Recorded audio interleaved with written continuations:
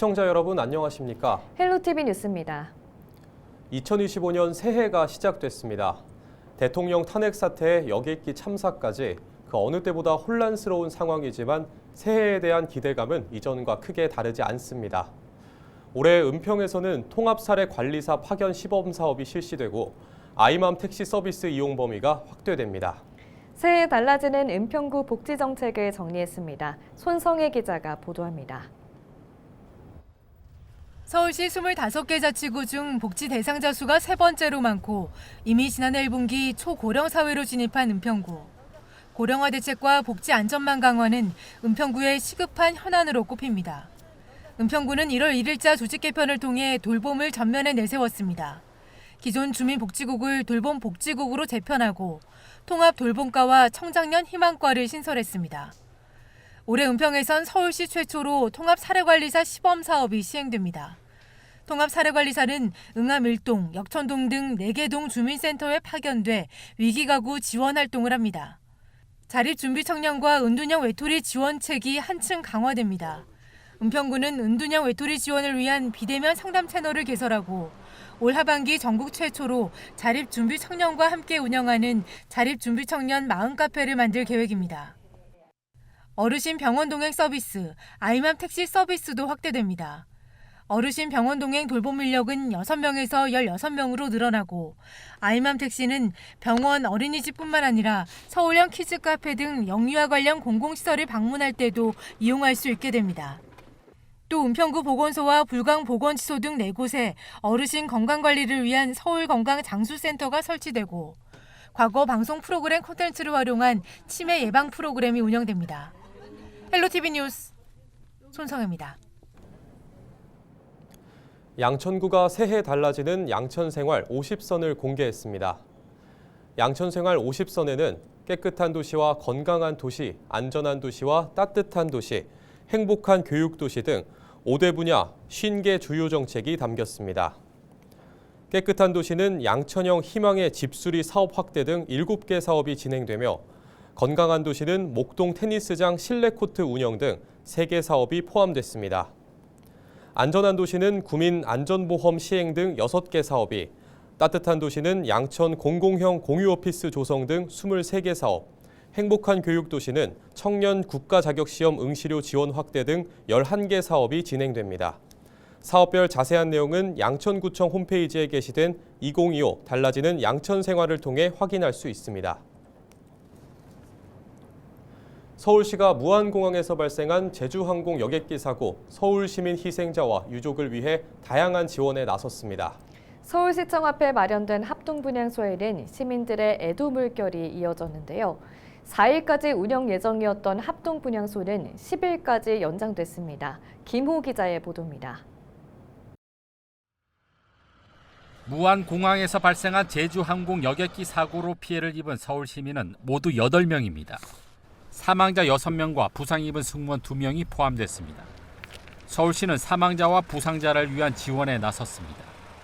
먼저 사망자에게는 서울시민안전보험을 적용해 최대 4천만 원의 보상금을 지원합니다. 또 장례비 1,500만 원과 구호금 2천만 원 등 3,500만 원의 재난지원금을 지원합니다. 최대 7,500만 원 규모입니다. 부상자에게는 장해 등급에 따라 최대 1,000만 원의 재난지원금이 지급됩니다. 다만 항공사의 보상금 지급이 결정되면 재난기본법에 따라 재난지원금은 중복 지원되지 않습니다. 사회재난 같은 경우에는 원인 제공자가 보상이나 보험금을 지급하는 경우에 해당 금액을 제하고 지급한다 이렇게 돼 있어요. 아무래도 그 제주 항공사 쪽에서 지원을 어쨌든 하실 거잖아요. 규정이 있어가지고 3,500이 전부 나가지는 않을 것 같고요. 서울시는 지원금 외에도 유가족 전담 공무원을 1대1로 배치해 장례 전 과정을 지원하고 유가족 심리 상담도 진행합니다. 희생자를 위한 애도의 행렬도 계속됐습니다. 서울시청 정문 앞에 마련된 합동 분향소에는 시민들이 놓아둔 하얀 국화꽃이 쌓여 있습니다. 딸이 사고 항공사에 다닌다는 한 어머니는 사고 직후 분향소를 찾고 싶었지만 이제서야 오게 됐다며 희생자들이 좋은 곳에서 편히 쉬길 기도했습니다. 첫날부터 바로 오고 싶었는데 그래도 계속 마음속으로 바라고 있었거든요. 그리고 아무튼 이번 기회로 정말 좋은 세상에 있기를 바라고요. 그리고 가족들이 항상 하나님께서 지켜주시기를 빌고 또 제주항공도 하나님께서 지켜주시기 그리고 또 영원히 함께하기를 기도합니다. 세월호와 이태원 참사, 무안공항 여객기 사고까지 계속되는 참사 앞에 시민들의 마음은 무겁기만 합니다. 반복되는 참사를 막기 위한 사회적 안전장치가 마련되길 바랍니다. 저희가 항상 시청 지나다니면서 항상 분향소가 있었던 것 같아요. 어떤 사건이 계속 달라지면서 앞으로는 우리나라에서 이런 대형 참사가 일어나지 않았으면 좋겠고 정말 탁상 공론적인 그런 행정이 아니라 실질적으로 의미가 있고 정말 사고가 일어나지 않을 수 있는 대책을 마련을 해서 서울시는 당초 4일까지 운영할 예정이었던 합동 분향소를 오는 10일까지 연장 운영한다고 밝혔습니다. 또 참사로 트라우마를 겪는 시민들을 위해 정신건강 전문 상담도 실시합니다. 헬로티비 뉴스 김호입니다. 서울시가 제주항공 여객기 사고 구호금 5억 원을 긴급 지원합니다. 구호금은 전국 재해구호협회 지정 기탁 예정입니다. 서울시는 또 서울시 의사회와 약사회, 한의사회와 협력해 의약품과 의약외품, 한방의약품 2만 개도 지원합니다. 담요나 속옷, 일회용품을 포함한 구호물품 200세트도 3일 무한 사고 현장으로 보냅니다. 이와 함께 이동형 화장실이나 휴게버스, 자원봉사자도 전남도와 협의해 필요한 규모로 지원 예정입니다. 서울 역사편찬원이 양천구 동네 역사를 한눈에 볼 수 있는 전자책을 발간합니다. 서울 동해 역사 시리즈 가운데 하나인 양천구 편에서는 목동과 신정동, 신월동, 세계 법정동의 역사를 담았습니다. 특히 목동 신시가지가 개발될 때부터 현대 주거 지역의 면모를 갖추게 되기까지의 과정을 상세히 그렸습니다. 서울 동해 역사 양천구 편은 서울 역사편찬원 누리집과 공공도서관에서 전자책으로 무료 열람할 수 있습니다. 은평구가 한파에 취약한 어르신들에게 방한용품을 지원했습니다. 은평구는 지하주택과 고시원 등에 거주하는 저소득 취약계층 어르신 700여 가구에 방한용품을 지원했다고 밝혔습니다. 구가 마련한 방한용품은 탄소 전기 매트 200여 개와 겨울이불 500여 개로 동주민센터와 노인 맞춤 돌봄기관에 생활지원사가 전달했습니다. 은평구가 오는 8일부터 2025년 동업무보고회를 엽니다. 업무보고회는 구청장이 지역 현안과 건의사항 등 주민들의 목소리를 현장에서 듣는 자리입니다. 특히 환경 평생학습 등 마을과 밀접한 주제를 선정해 연극 등 다양한 형태로 선보일 예정입니다. 동업무보고회는 8일, 증산동을 시작으로 23일까지 16개 동을 순회하는 일정으로 진행되며 은평구 유튜브 채널을 통해서도 실시간으로 확인할 수 있습니다.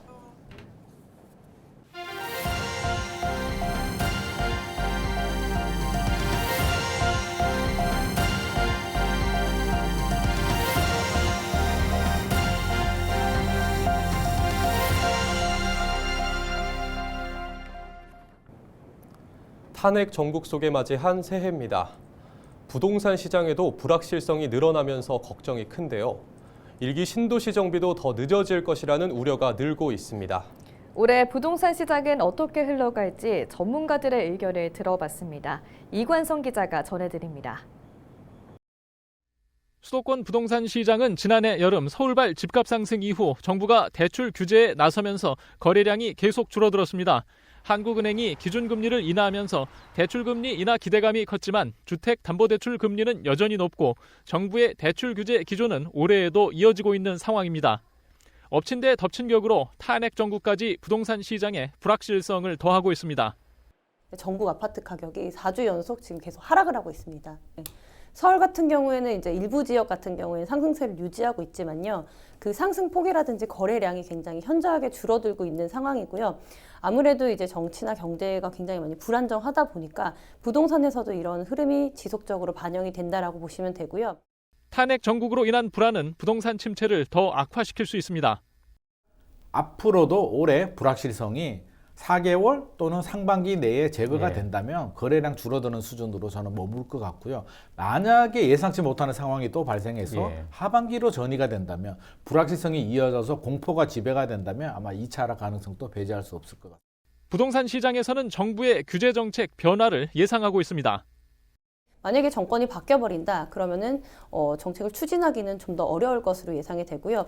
여야가 모두 이제 동의하는 뭐 그런 공급 정책이라든지 뭐 1기 신도시나 3기 신도시라든지 이런 부분은 진행이 될 것 같지만 이런 규제를 완화해주는 정책이 같은 경우에는 앞으로 더 이제 이게 추진되기는 점점 더 어려워질 것으로 좀 예상되고 있습니다. 올해부터 선도지구 정비를 시작하는 1기 신도시는 정치권의 혼란과 상관없이 재건축 절차를 밟아갈 예정입니다. 여야가 이견이 없는 주택 공급 현안이고 주민들에겐 분담금 상승과 사업성 확보가 여전히 더 큰 위험 요소이기 때문입니다. 부동산 시장에서는 탄핵 정국이 끝나고 불확실성이 줄어들면 올 하반기쯤 회복이 가능하다는 기대를 갖고 있습니다. 상반기는 어쩔 수 없을 것 같습니다. 가격이 얼마나 떨어지는지는 큰 폭으로 하락은 어려울 것 같고요. 거래량이 좀 많이 줄어들 것 같습니다. 상저, 하고, 하중 정도로 예상을 하고요. 하고도 폭등 수준까지는 가지 않을 것 같습니다. 부동산 전문가들 사이에서는 향후 주택 공급량 감소가 예상되는 상황에서 올해가 내 집 마련을 기대하는 실수요자들에게 기회가 될 수 있다는 이야기가 늘고 있습니다. 헬로티비 뉴스 이관서입니다. 서울시가 올해 시정 핵심 과제를 규제 철폐로 꼽았습니다.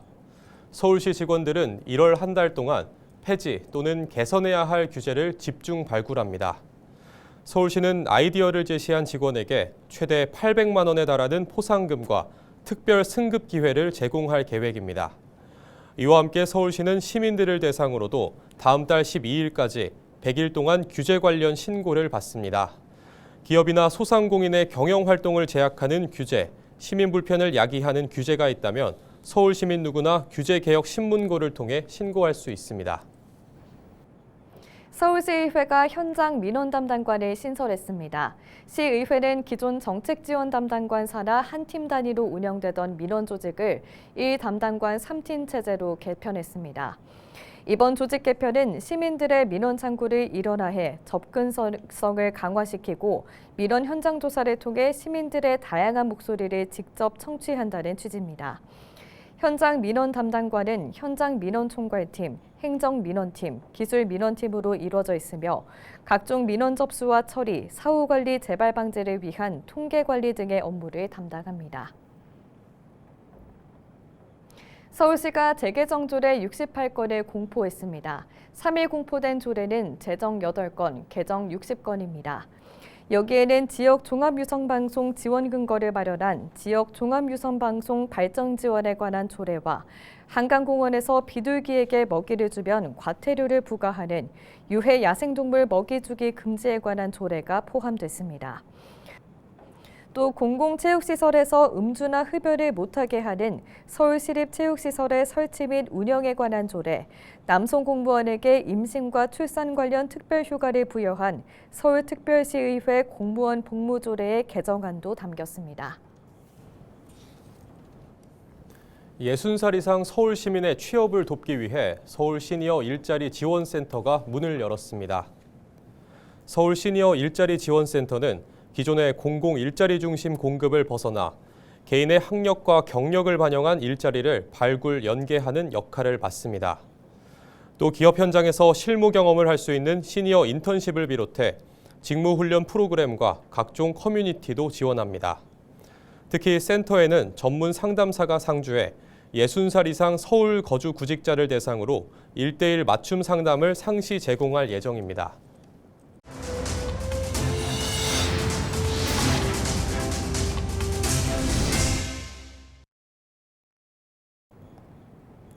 이상으로 뉴스를 마칩니다.